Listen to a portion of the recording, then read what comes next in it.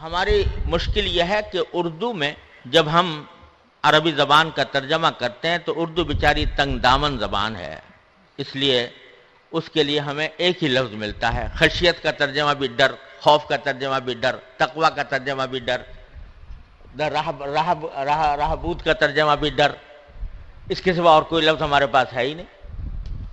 لیکن عربی زبان میں ان تمام الفاظ کے الگ الگ شیڈز ہیں، ان تمام الفاظ کے الگ الگ مفاہیم ہیں۔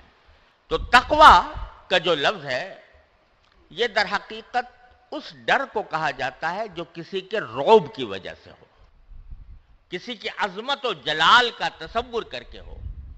ایک ڈر وہ ہے جو سانپ بچھو سے ہوتا ہے، درندوں سے ہوتا ہے، وہ اور ڈر ہے، وہ خوف ہے۔ لیکن تقوی جو اللہ تبارک و تعالیٰ کا تقوی ہے، وہ عظمت و جلال کا تصور کر کے جو رعب طاری ہوتا ہے انسان پر، اس کا نام ہے تقوی۔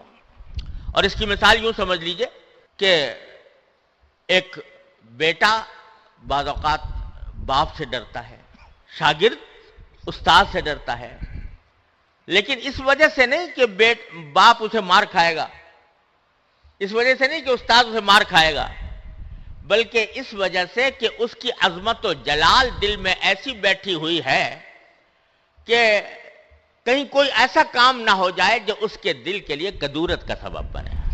یہ ہے وہ رعب اور تقوی جلال کا کہ تصور سے جو خوف پیدا ہوتا ہے۔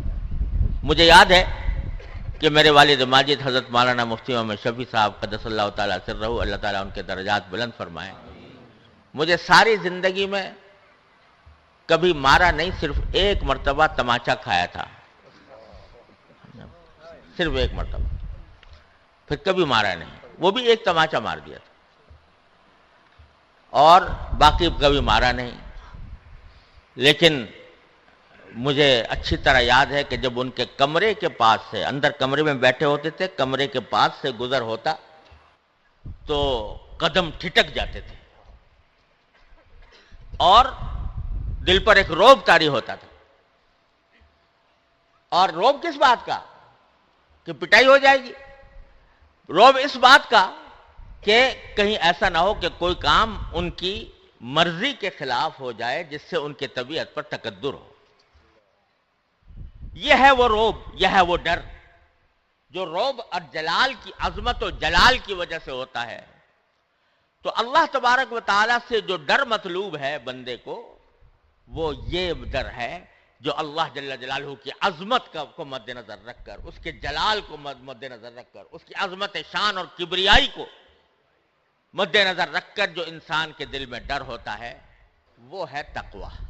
اور اس تقوی کا حاصل یہ ہے کہ دل میں خلش پیدا ہو جائے کہ میرا کوئی کام اللہ جل جلالہ کی مرضی کے خلاف تو نہیں ہو رہا۔ یہ ڈر، یہ خوف، اس کا نام تقوی ہے۔